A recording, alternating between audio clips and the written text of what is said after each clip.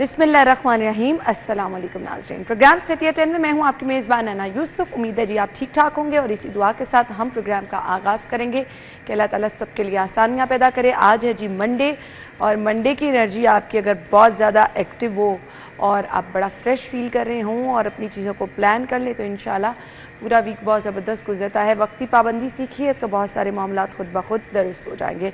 हमने ख़बरों से आगाज़ करना है। 11 बजे हमारे मेहमान भी ज्वाइन करेंगे और आपकी बर्थडे वाला सेगमेंट भी शामिल करेंगे।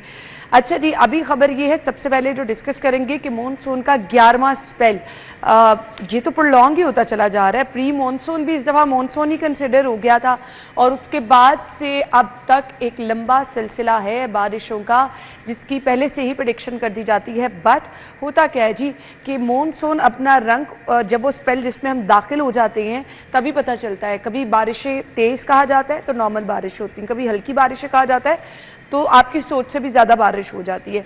सो इसमें अभी कुछ कहना जी कबल इस वक्त होगा। अलबत्ता 11वां स्पेल जिसके बारे में बता दिया गया है कि इसका आगाज़ 16 से 19 सितंबर तक रहेगा। तो इसमें बारिशें भी होंगी। अब देखते हैं जी कि क्या सूरत हाल रहती है। ओवरऑल अगर हम शहर में निकासी आपके इंतज़ाम देखें तो हौसला अफजा हैं, लेकिन इसके साथ साथ जो जुड़े मसाइल हैं जैसे कि हम सैलाब ज़दगान को कैसे भूल सकते हैं। मुतासरा इलाके जहाँ पर अभी भी काम चल रहा है जी, उनको अल्टरनेट जगह तो मुहैया कर दी गई है बट बहुत सारे इलाके अभी भी ऐसे हैं जहाँ से सैलाब का पानी ही नहीं निकल सका। सो वहाँ पे चैलेंज ज़्यादा बढ़ जाएगा। तो दुआ है कि जी तमाम सूरत हाल बेहतर रहे, खैर का ये स्पेल हो और किसी के लिए मुश्किलात का सबब ना बने। शाहिद सिप्रा साहब और इमरान यूनुस साहब ने हमें ज्वाइन किया है। अस्सलाम वालेकुम। शाहिद सिप्रा साहब आपसे आगाज़ कर रहे हैं। 11वें स्पेल की नवीद तो मैं नहीं कहूँगी, बता दिया गया है जी 11वां स्पेल, क्योंकि अब वो इंजॉयमेंट वाला मौसम नहीं रहा ये। बिस्मिल्लाहिर्रहमानिर्रहीम। देखें जो लास्ट टाइम बारिश हुई है वो कितनी मूसलाधार बारिश थी और आपको याद होगा कि लास्ट प्रोग्राम में भी मैंने कहा था कि हमारे बुज़ुर्ग कहते थे कि भादू में एक बड़ी बारिश होगी, मूसलाधार बारिश होती है, उसके बाद अल्टीमेटली ये जो आपका मानसून सीज़न है ये क्लोज़ हो जाता है, ख़त्म हो जाता है। तो यही थी कि वो जो बारिश बरस गई उसके बाद कोई अब स्पेल नहीं आएगा, अब नई कोई बारिश का सिलसिला हमारे पास नहीं आएगा। उसके बावजूद अब एक नया लेटर और एक नया मरासला आपकी नज़र से गुजरा, मैंने भी उसको देखा है कि दोबारा कहा जा रहा है कि बारिशों का सिलसिला लगता है उनको वासा ज़्यादा ही पसंद आ गया, नहीं वासा अच्छे काम पे लग गया। सितंबर में आकर इतनी सारी बारिशें और फिर देखें कल जो वेदर था और आज भी शायद दोपहर के वक्त में होंगे हालात। कल बहुत सख्त धूप थी, टेम्परेचर बहुत था, कल दर्जा हरारत तब्दील हुआ। जो आज से 15-20 दिन पहले कह रहे थे कि शायद विंटर जल्दी आ जाएगा, सर्दियों का आगाज़ जल्दी हो जाएगा, अब वो कल वाली धूप और आज का मौसम देखने के बाद वो तवक्को नहीं की जा सकती कि अब आपका मौसम सरमा जो है वो जल्दी आएगा, वो अपने टाइम पे ही रहेगा। और मुझे ये लग रहा है कि सिर्फ सितंबर अब नहीं, अक्टूबर भी जो ये अभी के हालात हैं जिस तरह वेदर चल रहा है, अक्टूबर भी हमारा गर्म ही गुजरेगा और नवंबर में जाकर मौसम जो है वो करवट लेना शुरू करेगा। अभी देखें ये जो मौसम चल रहा है ना, हमारा तो खैर यहाँ शहर में कंक्रीट और सारा उसको देखते हैं, रूरल एरिया या देही इलाके में जाएं तो रात को ठंड शुरू हो जाती है, रात को वेदर क्लियर होता है, चेंज हो जाता है। अभी वो भी नहीं चेंज हुआ। एक तो सैलाब की वजह से सूरत हाल टोटल उससे फ़र्क आ गया, आपका वेदर टोटल चेंज हो गया। दूसरा अभी तक अगर रातें ठंडी नहीं हुई और रात के औकात में मौसम चेंज नहीं हुआ, दर्जा हरारत कम नहीं हुआ, इसका मतलब क्या है कि अभी उसी तरह चल रहा है, हफ्स वाली। अब देखें ना, अब दिन में भी AC कल चले हैं, ठीक है, और रात में तो वो चले ही हैं जो हम लोग टेम्परेचर जिस तरह ले गए थे ऊपर, अब नहीं चले। यस, मैं वही बात कर रहा हूँ। इसलिए अब रहमत वाली बारिश बरसे, तवक्को जो थी कि ख़त्म हो गया सिलसिला, लेकिन अब दोबारा आएगा और लगता नहीं है कि उस तरह मूसलाधार वाला आएगा। और अगर आ जाता है तो फिर मेरे ख्याल में ये आखिरी बारिश होनी चाहिए, ख़त्म हो जाना चाहिए। अल्लाह करे जी। इमरान देखिए जी, मौसम के हवाले से बात करें, पहले अगर हम ये बात करें कि मौसम की शिद्दत के हवाले से बात की जाए तो देखें ये जो मानसून चल रहा है, जो 10 स्पेल गुजर गए, तो हमें उम्मीद यही थी कि इस बार सर्दियां जल्दी आएंगी और मौसम की शिद्दत इतनी गर्म नहीं रहेगी। लेकिन आप ये देखें कि कल तक की बात करें, हम आज सुबह को तो छोड़े, खैर कल तक की बात करें तो कल भी हबस जो है वो गर्मी की शिद्दत जो है वो सूरज धूप की वजह से हबस और गर्मी जो है वो बहुत ज़्यादा हो गई और दर्जा हरारत जो है वो कल भी 34 डिग्री सेंटीग्रेड जो है वो रहा।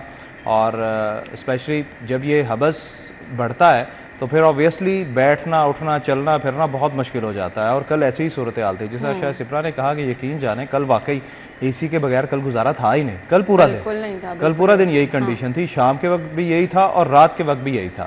खैर अब 11वां स्पेल जो है वो आ रहा है, जिसकी नवीद सुनाई जा रही है कि जी 19 सितंबर तक ये चलेगा। और लेकिन यहाँ पर शहरियों से इल्तमास वाकई ये भी है कि गैर ज़रूरी सफ़र से परहेज़ करें, स्पेशली जो लोग इन नॉर्दर्न एरियाज़ की तरफ निकल जाते हैं या घूमने फिरने मरी और इन चीज़ों की तरफ चले जाते हैं। खैर अपनी जानों का ख्याल करें। दूसरी बात यह है कि जब तक अगर हमने अपने दर्जा हरारत को मेंटेन रखना है या बेहतर करना है या आबो हवा को बेहतर करना है, क्योंकि मानसून के बाद स्मोक की सूरत हाल जो है वो भी आ जाएगी। बात यहाँ ये है कि लॉन्ग टर्म जो प्लानिंग है वो यही है कि LDA ने भी कई बार ये पॉलिसीज़ बनाई है कि एक घर एक दरख्त। गवर्नमेंट ने भी ये चीज़ें जो है वो बड़ी बार ये कैंपेन शुरू की है, लेकिन इन पर अमल दरामद नहीं होता। हालांकि LDA ने अपना कानून भी एक बना रखा है कि कितने मरले का घर होगा तो वहाँ पर एक पौधा या 2 पौधे या जितने मरले का होगा उतने पौधे जो है वो लगाने हैं, लेकिन हमारे यहाँ पर इस चीज़ को फॉलो किया ही नहीं जाता।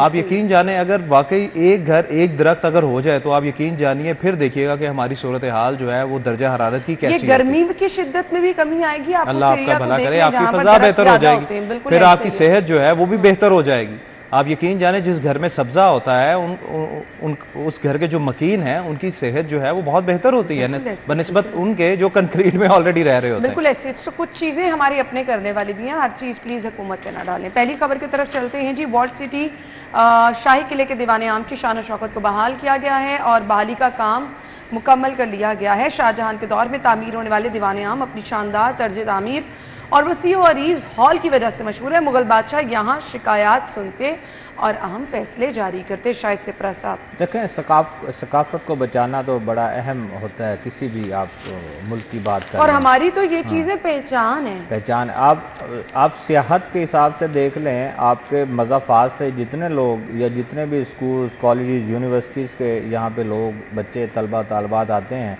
सबसे पहले आप कहाँ उनको ले जाते हैं? या शाही किला जाते हैं, उसके बाद फोर्ट जाते हैं ऐसे। ठीक है, शाही किला का विज़िट और उसके अंदर जो आपका बाकी सारी चीज़ें हैं उनको अगर उनकी बहाली का काम वॉल्ड सिटी के सपुर्द किया गया। वॉल्ड सिटी पे बहुत सारे लोगों को तहफ़्फ़ुज़ात भी रहे। आप अगर दिल्ली गेट से अंदर जाएं और बहुत सारी ऐसी गलियां हैं जिनको आपने पुराना जो तर्ज़ तामीर है उस पर लेकर आएँ और उनकी खूबसूरती देख लें, उनकी जो कशीदाकारी है उसको देख लें। हमारे जो बादशाही मस्जिद लोग आते हैं बैरून ममालिक से, उनको क्या बताया जाता है? एक तो तारीख अपनी जगह पे है, लेकिन जो मस्जिद की तामीर है, जो फ़न तामीर है, उससे आगाही मिलती है कि कितने साल हो गए उसके बावजूद वो वहीं पे एग्जिस्ट करती है। इसलिए वो जगह जहाँ पर आजकल तो लोग कचहरी लगाते हैं, लेकिन जहाँ पर बादशाह जो है वो लोगों के मसाइल सुनते थे और उस वक्त होता भी था। ये आज भी सिस्टम हमारे यहाँ बहुत सारे इलाके हैं जहाँ एग्जिस्ट करता है कि आपके जो बड़े किसी भी इलाके के हैं वो वहाँ पर बैठते हैं और उनकी बात सुनते हैं। लेकिन जहाँ पर बादशाह बैठता है और आप बच्चों को या बड़ों को बताएं कि माजी में जो यहाँ ख़ानदान बसते थे उनके जो बादशाह थे वो यहाँ बैठकर सुनते थे, और उस चीज़ को आप एक अच्छी हालत में लेकर आ रहे हैं। तो मेरे ख्याल में ये गवर्नमेंट पंजाब का अच्छा इक़दाम है। और खास तौर पे जो रात वाला सेशन शुरू किया गया ना वो तो बड़ा खूबसूरत, वो कवाली जो चलती है। नहीं, उसके अलावा भी वीकेंड्स पे ना इन्होंने वो खुसूसी गाड़ियाँ चलाई हैं, शाही किले का विजिट कराते हैं, बगियाँ चलती हैं, वो बड़ा जबरदस्त रिक्शे जो हैं वो चलते हैं और लोग जो हैं बाकायदा उसकी, आप यकीन जाने मैंने 2 बार कोशिश की है कि मैं उसकी बुकिंग करवा सकूं, लेकिन मुझे बुकिंग नहीं मिली। हाँ, बिल्कुल लिटरली ऐसे ही है। और बहुत ज़्यादा रश होता है रात के टाइम से। वीकेंड पे तो आप छोड़ ही देना, आपको कम से कम 1-1.5 महीना जो है पहले बुकिंग जो है वो करवानी पड़ती है। और आप यकीन जाने वाकई हमारे पास जिस तरह शायद सिप्रा बता रहे थे कि सकाफत को जो है महफूज बनाना चाहिए। हमारा जो माजी है सकाफत के हवाले से वो बहुत रिच है। बिल्कुल ऐसे। असल ये चीज़ है कि हमने उस चीज़ को मेंटेन नहीं किया। जब गैर मुल्की से आते हैं तो ये चीज़ें जो है ना उनके लिए बहुत ही अमेजिंग होती हैं। सबसे ज़्यादा सियाह आपका जाता है अंदरून में। और ये दीवाने आम जिसकी बात हो रही है, मैंने इसको देखा हुआ है, लेकिन बहुत पहले देखा हुआ है। मैंने तब इसको देखा था जब इसकी हालत बहुत ख़राब थी, लेकिन तब भी मैं देख के आप यकीन जाने कि मैं 20 मिनट के लिए तो वहाँ सिर्फ मैं खामोशी से उसको देख रहा था कि ये किस खूबसूरती से बनाया गया है। और तब मैंने यही सोचा था, मैंने कहा अगर इस पे मेहनत, लेकिन वो वैसा भी प्यारा लग रहा था। अभी जब ये मुकम्मल हुआ है, मुझे नहीं पता कि उसकी कैसी शान शौकत जो है वो बहाल की गई है सियाहों के लिए, लेकिन जब मैंने उसको देखा था, आप यकीन जाने मैं कह रहा था ऐसा भी ये रहे और सियाहों के लिए खोल दिया जाए तो ये बहुत ज़्यादा वाकई जिसकी हम बात कर रहे थे कि हमारी सकाफत जो है बहुत रिच है, अगर हम उसको देखें तो वाकई बहुत शानदार चीज़ है। और स्पेशली उसकी अहमियत इस सवाल से भी अच्छी है कि वहाँ बादशाह जो है वो बैठा करते थे और खुली कचहरियाँ जो है वो लगाया करते थे, मसाइल सुना करते थे, अहम फैसले जो है वो करते थे। लेकिन अब अगर उसकी हालत जो है बेहतर कर दी गई तो बहुत अच्छी बात है। स्पेशली हमारा शाही किला तो ऑब्वियसली हमारी बादशाही मस्जिद, शाही किला, ये चीज़ें तो वाकई देखने के काबिल है और पूरी दुनिया में मशहूर है। लेकिन इसके साथ साथ हमारे अंदरून में भी ऐसी बेशुमार जगह हैं जिन पर अभी भी मेहनत करने की ज़रूरत है और उन्हें बहाली की ज़रूरत है। और नॉर्मली हम देखते हैं कि 2-3 जगहों पर जिसमें गली सुरजन सिंह है और दीगर 1-2 चीज़ें उन पर ज़्यादा फोकस किया जाता है। अगर ओवरऑल इस चीज़ की हम बहाली का काम करें तो बहुत ज़बरदस्त है। दूसरा एक तजावुज़ात के यहाँ का बहुत बड़ा मसला है, वो अगर हट जाएंगी तो ये जितने भी अंदरून शहर के ये तारीखी हमारे जितने भी मकामात हैं इनके उनको स्पेशली शाही किला के साथ सबसे बड़ी ख़राबी जो है ना वहाँ पर ये जो मोटरसाइकिल रिक्शे जो है ना, यकीन जाने इनको अगर दूर कर दिया जाए ना, ये भी उनकी दीवारों के साथ साथ लाइनें बना के पूरे शाही किले की दीवार के साथ बिल्कुल ऐसे ही है, बिल्कुल उनको तो लीगलाइज कर दिया, बंद करें। ऐसी कोई बेहतर चीज़ जो है वो ले आएँ, बैटरी पर चलने वाली चीज़ें वो ले आएँ ताकि आपकी ये पेट्रोल और डीजल की खपत जो है ये भी कम हो, आपका माहौल जो है आबोहवा वो भी बेहतर हो, शोर शराबा बेहतर किया जाता है। लेकिन इस पे ना रूटीन पॉलिसीज लाई जाती हैं लेकिन अमल दरामद नहीं होता। बिल्कुल ऐसे ही है जी। ब्रेक का कहा जा रहा है, ब्रेक के बाद हम ज्वाइन करेंगे। स्टे विद अस।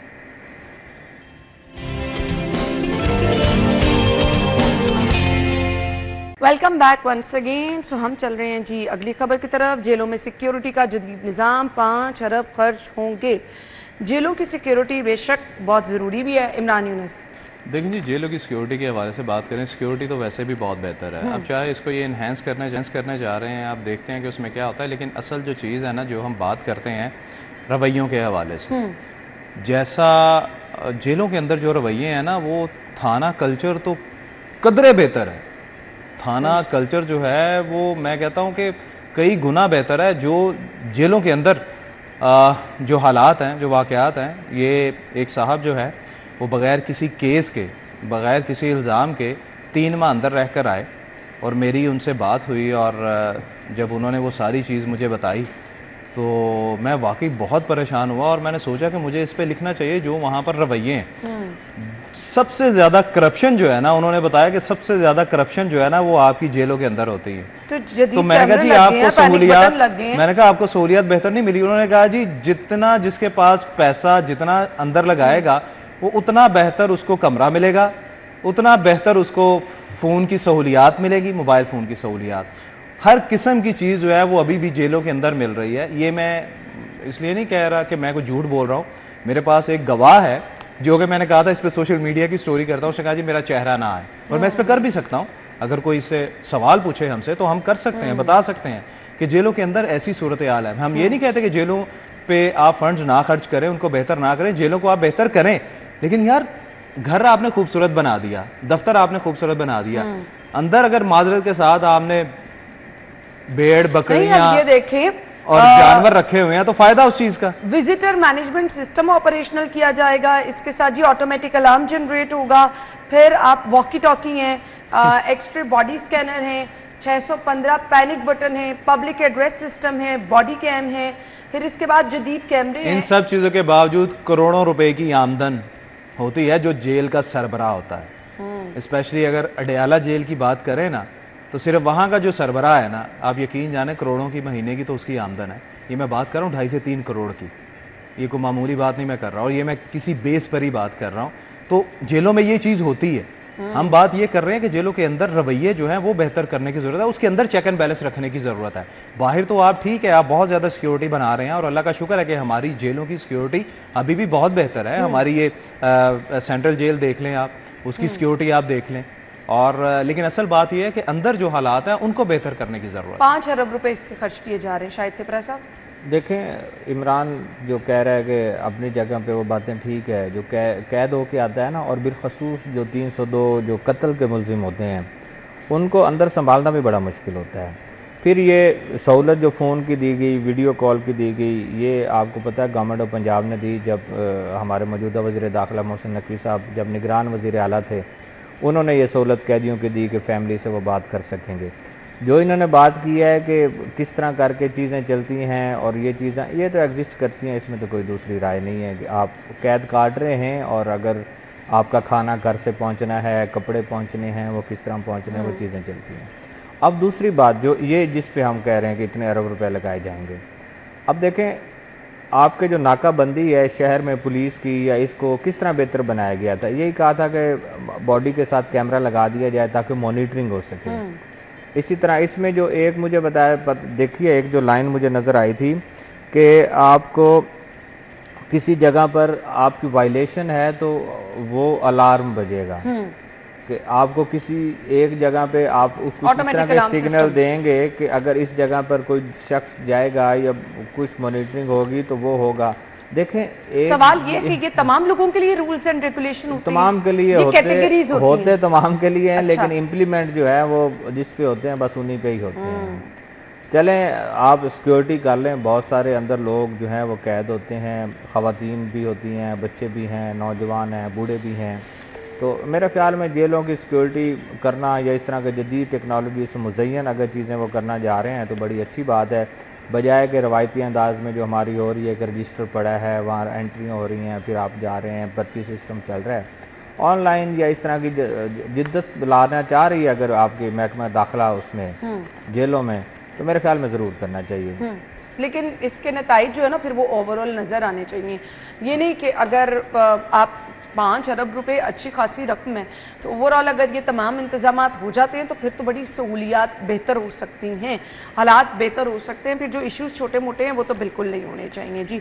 अच्छा जी, अगली खबर की तरफ आ जाते हैं। टैक्स दहिंदगान के पास टैक्स दहिंदगान का पासवर्ड अकाउंट बहाली मजीद आसान होगी, टैक्स ऑफिस जाने की ज़रूरत नहीं। टैक्स दहिंदगान की सहूलत के लिए आयरिस पोर्टल में अकाउंट रिकवरी का फीचर जो है वो शामिल कर दिया गया है।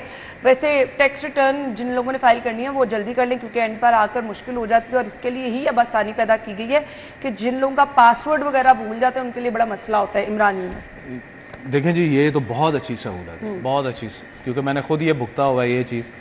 आपको जब ऑफिस जाना पड़ता है तो कम से कम आपको ये नहीं कि एक बार जाने से आपका जो है वो चेंज हो जाएगा, आपको कम से कम 2 विज़िट जो है वो लाजमी है। लेकिन जैसी इंसान की रूटीन होती है उसमें स्पेशल टाइम निकालना और फिर सरकारी दफातर में जाना वो एक अलहदा मुसीबत समझा जाता है, स्पेशली उनके लिए जो वर्किंग लोग होते हैं। अच्छा, ये चीज़ जो है जब आपको पोर्टल पर दस्तियाब हो जाएगी तो ये बहुत अच्छा ऑप्शन है। लेकिन अगर आपका ईमेल और मोबाइल फ़ोन नंबर भी अगर आप भूल गए फिर भी रिकवरी आपकी हो सकती है। लेकिन आप यकीन जाने मैं अभी भी हैरान हूँ, मैं कुछ दोस्त मेरे अपने दोस्त ऐसे हैं कि जिनको मैंने ये आगाह किया जो कहते हैं कि यार, मैंने कहा जी आप फाइलर क्यों नहीं बन जाते, उन्होंने कोई प्रॉपर्टी खरीदनी थी, कहते यार फाइलर नहीं बनना, क्यों, कहते बड़े मसाइल हैं। मैं भाई कोई मसाइल नहीं है, ये तो बल्कि उल्टी आपको सहूलत है, क्योंकि नॉन फाइलर और फाइलर का टैक्स जो है उसमें ज़मीन आसमान का फ़र्क है। अगर फाइलर का टैक्स 2-2.5 लाख रुपए है तो नॉन फाइलर का जो है वो 7-8 लाख रुपए है। अच्छा, वो कहते जी बड़े मसाइल होते हैं इस पे ना फाइलर बनने के लिए। मैंने कहा भाई कोई फाइलर बनने के लिए मसाइल नहीं होते, सरकारी फीस जो है वो 1000 रुपए है, बिल्कुल 1000 रुपया फाइलर बनने की सरकारी फीस है। रहते हैं आप खुद भी अपनी, और अगर आपका लॉयर, अगर आपने लॉयर के थ्रू करना है तो 3000 लॉयर की फीस होती है, 3 से 4 बस एक दफा देनी पड़ती है, साल में एक बार आपने देनी है भाई, और मेंटेन आपके उसी लॉयर ने जो है वो आपकी सारी चीजें जो है मेंटेन करनी होती है। तो फाइलर बिल्कुल गवर्नमेंट जो है ये भी कोशिश ये कर रही है, हर सहूलत दे रही है कि लोग जो है वो फाइलर बने। खैर अब तो बैंक अकाउंट जो है वो भी नॉन फाइलर जो है उसका नहीं खुल सकता, सिम जो है उसके नाम से नहीं निकल सकती, प्रॉपर्टी अगर खरीदने जाएगा या बेचने जाएगा उस पर भी हैवी टैक्स है। देखिए गवर्नमेंट तो हर मुमकिन कोशिश कर रही है, लेकिन जब तक पब्लिक जो है वो इदारों का साथ नहीं देगी, ना इदारे मजबूत होंगे और ना ही हमारी कौम जो है वो तरक्की करेगी। इदारों की हमने बात की है कि ये तो नए से नए फीचर्स जो हैं वो लेकर आ रहे हैं। क्यों लेकर आ रहे हैं? ताकि आवाम को सहूलत दी जाए डोर स्टेप पे। ये डोर स्टेप की सहूलत है, नहीं तो लोगों को अपना पासवर्ड रिकवर करने के लिए ऑफिस जाना पड़ता था FBR के, वहां जाकर स्पेशल काउंटर बने हुए हैं। अच्छा, अब ये है कि वो लोग भी अभी भी हम बहुत बड़ी तादाद में देख रहे हैं जो कि रिटर्न्स फाइल करना नहीं चाहते हैं। अब वो इशू ये है कि हम टाइम टू टाइम इस पे शो करके बताते भी रहते हैं कि इसमें आपका ही फायदा है। अब हम लोग हैं, हमारे सैलरी आती है उसमें से टैक्स कट जाता है, बावजूद इसके अगर कुछ लोग ऐसे हैं जो रिटर्न फाइल नहीं कर, वो तो नुकसान में है ना। देखें ये सारी चीज़ें अपनी जगह पे, सबसे पहला है कि आपने रवैयों को तब्दील किस तरह करना है, को लोगों को टैक्स नेटवर्क में लाने के लिए उनको आमादा किस तरह करना है। असल तो ये है, जिस तरह अभी एक मिसाल दे रहे हैं इमरान के, अगर मेरा दोस्त है वो प्रॉपर्टी या कोई भी कारोबार करता है, वो आना नहीं चाह रहा, वो प्रॉपर्टी का काम करता है तो हर ट्रांसफर पे वो डबल पैसा देना चाह रहा है, लेकिन वो आप टैक्स नेटवर्क में नहीं आना चाह रहा। तो इससे क्या आपको मिलता है कि किसी ना किसी जगह पर आप टैक्स जो है वो बचाने की कोशिश कर रहे हैं, अदरवाइज तो कोई इशू नहीं है और ना, तो कोई दूसरी ऑप्शन ही नहीं ना। तो मेरे ख्याल में सबसे पहले उस तरफ जाना है। दूसरा ये, इस तरह की पहले जिस तरह हम जेलों का जिक्र कर रहे थे कि जिद्दत लाना चाह रहे हैं, अगर इस तरह के लिंक्स आपको या आपको घर बैठे इस तरह की सहूलतें मिल जाती हैं तो इस पे ज़रूर जाना चाहिए। तो होता भी ये है कि आपको दफातर के चक्कर लगाना, वहाँ पर जाकर किसी का बात ना सुनना, बार बार जाना, आप देखें जॉब से या किसी भी नौकरी मुलाजमत से आप टाइम निकाल कर किसी दफ्तर में जाएंगे और फिर आपका काम ना हो, और मोस्टली होता भी नहीं है, एक चक्कर में तो समझ ही नहीं ना आंधी बंद करना की है, ऐसे की बिल्कुल दूसरे चक्कर पे जाके थोड़ी समझ आती को क्या करना है। तो इस तरह मेरे ख्याल में इस तरह के फीचर्स जो वह मुतारिफ करवाना चाह रहे हैं, ये पढ़े लिखे और जो बिजनेसमैन है उनके लिए तो ठीक है, लेकिन आम जो छोटा बैठा है, जिसकी छोटी इंडस्ट्री है, छोटा सारिफ है, कमर्शियल सतह पे छोटा जो बंदा काम कर रहा है, उसको इस नेटवर्क में लाने के लिए क्या करना है। बेसिकली तो ये है कि गवर्नमेंट को इसको आमादा और एक बड़े टैक्स चोर है जिनको खुद रास्ता बता दिया जाता है कि उन्होंने टैक्स चोरी कैसे करनी है। उन्होंने तो कंपनीज रखी हुई है ना, उन्होंने कंपनीज रखी हुई हैं, बड़े बड़े मिल मालिक रिटर्न जमा करवा देना है, और रिटर्न जमा होने के बाद उनको हर चीज़ क्लियर हो जाएगी कि ये चीज़ें हुई हैं। बेसिकली जो छोटे और आप और मैं है ना, असल तो ये पिस रहे हैं, ये टैक्सेस दे भी रहे हैं, हम तो हर जगह तनख्वाह पे में से भी देते हैं, कोई चीज खरीदें उस पर भी हमारा टैक्स कटता ही कटता है, तो हम तो बस।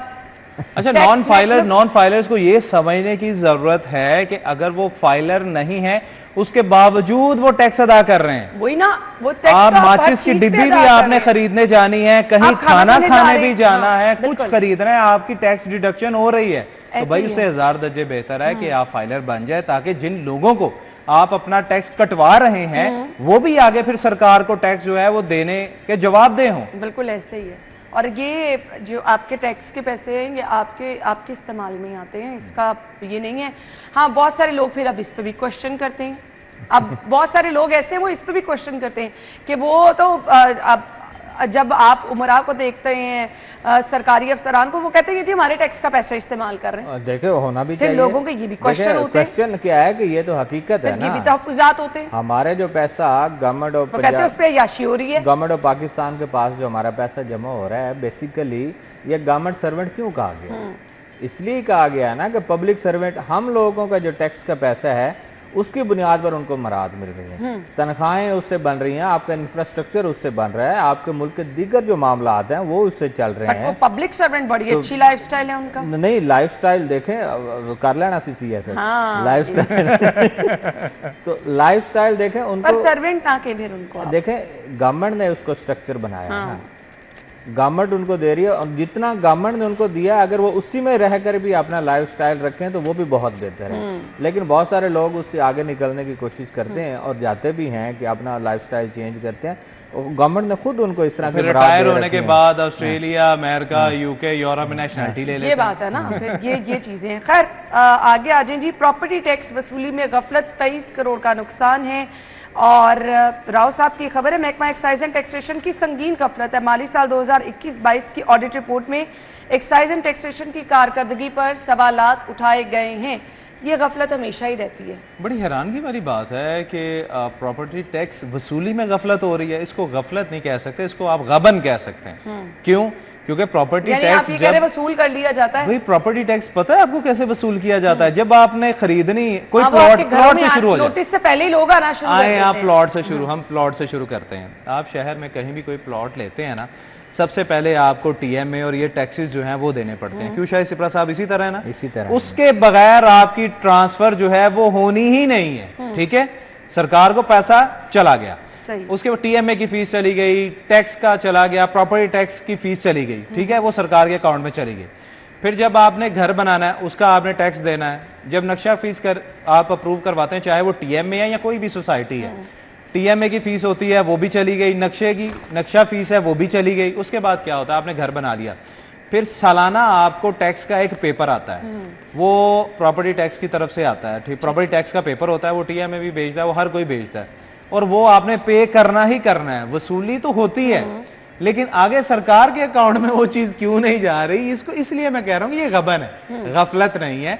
और राव साहब की खबर जो है मेरे ख्याल से वो इसको थोड़ा डीपली थॉरली इसको जरा चेक करते तो वो गफलत की बजाय गबन का नाम जो है ना वो लाजमी लिखते। पब्लिक अकाउंट कमेटी जो है इसकी मजीद इंक्वायरी करेगी, शायद क्या इंक्वायरी होनी, ऑडिट रिपोर्ट्स पे भी कभी इंक्वायरी होनी है। यहाँ अरबों रुपए के ऑडिट हो जाते हैं, अरबों रुपए के एम्बेजलमेंट उसमें आ जाती है, आपकी बेज़ाब्तियाँ सामने आ जाती हैं, उसके बावजूद बस एक पेपर सामने आता है, बस सामने आता है ना, और वो फाइलों में बंद हो जाता है। फाइलों में बंद होता है वो। अब देखें 22-23 की आई है, कुछ दिनों बाद 23-24 की आ जाएगी, साल गुजरेगा 24-25 की आ जाएगी, सारे डिपार्टमेंट्स की ऑडिट रिपोर्ट सामने आएंगी।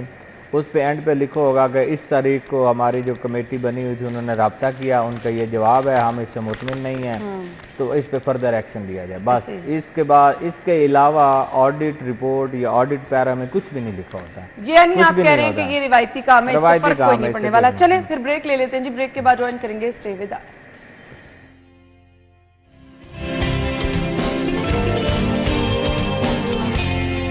एक बार फिर से आपको खुश आमदीद कहेंगे। लें जी अगली खबर की तरफ चल रहे हैं और अगली खबर है जी, बिजली के मीटर रिवर्स करने वाला 3 रुकनी गैंग गिरफ्तार किया गया। तरीका ना बताइएगा क्योंकि वो पता चले लोग देख के कर रहे हैं मीटर रिवर्स, वो मुझे पता ना। हमने तो सोचा प्रोग्राम के बाद सिप्रा के साथ चाय पिएंगे, तरीका भी ना बता दे, तरीका वो लोग जिन्होंने अभी तक ट्राई नहीं किया वो भी कर लें। बाय तरीका मैं किस तरह, मैं गैंग का हिस्सा नहीं है। नहीं तो आपको मुझे पता है, और मैंने कहा और बातें डिस्कस करते करते तरीका बता दे, जिन्होंने नहीं भी किया वो कहें भाई इतना आसान है हम भी करके देखते हैं। अच्छा ये देखें, जो इस साइड का इलाका ना, बागबानपुरा, शालामार, यहाँ इंडस्ट्रियल एरिया भी बड़ा है, कमर्शियल भी है, आपकी इंडस्ट्री जो बड़ी दूर तक वाघा बॉर्डर तक फैली हुई है, इधर से महमूद बूटी और दरिया रावी के किनारे तक इंडस्ट्रियल जो जोन्स हैं वो बने हुए हैं, वहाँ पर जाकर लोगों ने दही इलाकों में जाकर इंडस्ट्रीज लगाई हुई हैं। ऐसे में ये इतला मिलती है एक्सियन बागबानपुरा आबिद गुज्जर को आके किसी जगह से कि मीटर रिवर्स करने वाले बाप बेटा हैं और उनके साथ एक और शख्स है। लेस्को के लोग हैं कि उनका लेस्को से नहीं, लेस्को से नहीं, ये प्राइवेट ताल्लुक है। एक्सियन साहब को मिल गई इतला के 3 रुकनी गैंग है और ये मीटर रिवर्स करता है रात के पिछले पहर में। अच्छा। जब उसको थोड़ा सा और उस पर इन्वेस्टिगेशन की गई तो फिर उस डिवीजन की सब डिवीजन्स का थोड़ा अंदाज़ा हो गया कि वो किन सब डिवीजन्स में जाकर करते हैं। तो 2 सामने आई, उसमें एक coat Khwaja Saeed sub division आई और एक मदीना कॉलोनी सब डिवीजन आई।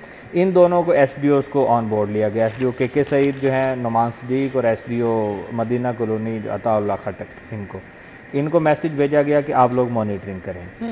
फिर उसके बाद थोड़ा सा और उस पर इन्वेस्टिगेशन की गई तो समझ आ गया कि किन किन इलाकों में करते हैं। आहिस्ता आहिस्ता इसकी तरफ बढ़ते गई और पता चला कि आज रात किसी जगह से मीटर उतरने हैं और रिवर्स होने हैं, ये इतला मिली। मीटर उतार के रिवर्स किया जाता है, पॉसिबल है या बड़ा से कोई भी कर सकता है? आपने जाना मीटर उतारना है, आपने थ्रू सॉफ्टवेयर या उसको कोई और तरीका कार्य में जो आपने क्या बताना नहीं तो उससे वो रिवर्स हो जाता है। नहीं, एक खौफ होता है ना कि तारें हैं बिजली की, कोई खौफ नहीं होता, इलेक्ट्रीशियन होते हैं, उनको सारा पता होता है किस तरह मीटर उतारना है और किस तरह लगाना है। अच्छा, अब एक्सियन साहब खुद भी आ गए मैदान में, दोनों एसडीओस को भी ले लिया, साथ में स्टाफ को भी ले लिया और पुलिस को भी तलब कर लिया। मुखबरी पक्की थी कि मीटर उतरने हैं और रिवर्स होने हैं। वो साहब आए हैं, आप उनकी फुटजीज अगर दिखाएं तो वो एजेड आदमी है, उनकी सफ़ेद मतलब 2 बंदों की दाढ़ी, और उनका बेटा जो है वो नौजवान है, जो बाप बेटा जो है, उन्होंने खैर रंगे हाथों पकड़ लिया उनको। तो जो मीटर उतारा वो रिवर्स कर रहा था और ये पहुंच गया और उन्होंने पकड़ के पुलिस के हवाले कर दिया। 2 मुकदमा दर्ज हुए। बड़ी फैक्ट्रियों में ये थे, फैक्ट्रियों में, डोमेस्टिक सेक्टर में, कमर्शियल सेक्टर में, हर जगह पर जाकर ये करते थे। इलाके के जितने रेस्को के लोग थे उनको वो इससे बेखबर थे। मैं आपको बताता हूँ, मीटर रीडर जो है ना, जो रीडर जो घर घर जाता है रीडिंग लेने के लिए, वो बहुत कोई तो ऐसा क्लू होता है ना कि आप हर महीने रीडिंग लेने जा रहे हैं, आपको पता चल जाता है कि मीटर को तो कोई छेड़छाड़ कर रहा है। नहीं, उस वक्त मीटर रीडर को पता, मीटर रीडर ने जाना, उसने रीडिंग ले लेनी, उसने मीटर को नहीं देखना। इनकी एक और 2 टीमें होती हैं जो चेक करती रहती हैं बीच में, एक MNT होती है और एक SNI होती है। ये 2 चेक करती रहती हैं, जिनको मीटर के बारे में पता होता है कि इसकी बॉडी रिपेस तो नहीं है, इसकी बॉडी को टेम्पर तो नहीं किया गया, इसका नंबर तो चेंज नहीं किया गया, ये चलती रहती हैं। ये भी इसी तरह था कि ये चेंज करके इसको, मीटर रीडर क्या करता है, मीटर रीडर को उस वक्त में पता चल सकता है कि आज अगर उसने रीडिंग 1200 पोस्ट की है और अगले महीने वो आता है कि वो मीटर 1200 से रिवर्स हो गया, 900 पे आ गया, लेकिन माफिया उससे कहीं तेज़ है। माफिया को पता है कि लास्ट मंथ जो उसने बिल पे प्रिंट किया 1200 की है, तो लिहाजा 1200 से पीछे नहीं जाना, इसको 1250 करना है या 1300 करना है। वो वहीं पे रख के उसको करता है ताकि मीटर रीडर को अंदाजा ना हो कि ये मीटर रिवर्स हुआ है। चेकिंग के वक्त पता या मुखबरी को पता चलता है कि कौन, जो जिस तरह होते हैं हमसाए होते हैं ना अच्छे अच्छे, वो बता देते होते हैं कि आपका साढ़े तो इन्हें एसी चलते ने तो इन्ना बिल आंदा तो उन्होंने इन्ने चलते ने खवातीन खाना जो है अक्सर बात चल रही होती है बड़ी, तो उन्होंने इन्हें एसी चलते ने बिल ही नहीं आंदा। तो वो ये कंप्लेंट बनती है आहिस्ता आहिस्ता चलती चलती जब चेकिंग होती है कि ये तो पकड़ा गया। अगर ये इतना आसान है तो ये तो पूरे शहर में जहाँ मर्जी बड़े आराम। देखें एक सेमिनार हुआ कुछ दिन पहले, उसमें सिंगल फेज मीटर से लेकर इंडस्ट्रियल मीटर तक जो मैन्युफैक्चरर हैं उनको सामने बिठाकर लेस्को चीफ जो अभी हैं रमज़ान भट्ट साहब, इन्होंने उनको बताया, उनके सामने उन्होंने प्रैक्टिकल करके दिखाया कि भाई ये देखें आपके मीटर से चोरी बड़ी आसान हो जाती है, बड़ी आसानी से चोरी हो जाती है। मतलब मीटर साज कंपनीज के सरबराहान बैठे हैं और उन्होंने उनको दिखाया है कि ऐसे हालात में हम लोग कहाँ पे स्टैंड करते। एक छोटी सी बात बताता हूँ, एक छोटी सी डिवाइस है, इस मोबाइल से भी आधे साइज की डिवाइस है। अच्छा। और वो सिलेंडर टाइप की डिवाइस है, वो पड़ी हो तो आपको पता ही नहीं चलेगा। उस पर आप पूरी इंडस्ट्री चला लें ना, फर्नेस चला लें, तो मीटर पे लोड नहीं जाता, मीटर पे रीडिंग नहीं नोट होती है।